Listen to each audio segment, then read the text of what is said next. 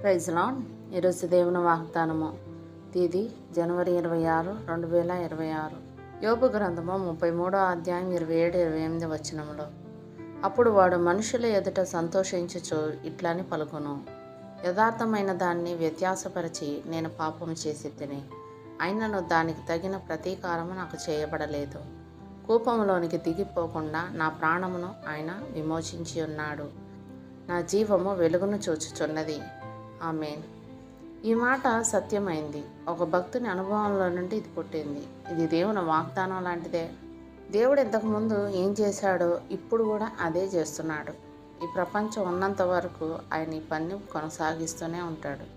యథార్థంగా ఎవరైతే యేసు వద్దకు వచ్చి తమ పాపాల గురించి పశ్చాత్తాపడతారో వారిని ప్రభు తన కౌగిట్లోకి చేర్చుకుంటాడు.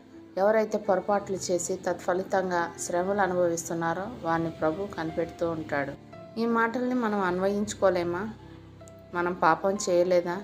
నేను పాపం చేశాను అని ఒప్పుకునేటట్లుగా వ్యక్తిగతంగా పాపకార్యాల్లో చిక్కుకోలేదా? యథార్థతను వ్యత్యాసపరిచి ఇష్టపూర్వకంగా పాపం చేయలేదా?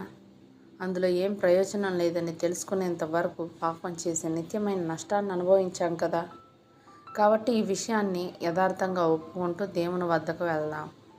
మన శక్తికి మించి చేయమని ఆయన మనల్ని ఏమీ కోరడు. ఆయన కోసం మనం చేసే కార్యాల్లో శక్తి లోపం లేకుండా చూసుకుంటే చాలు. యేసు నామంలో ఆయన వాగ్దానాలను గట్టిగా పట్టుకుందాం.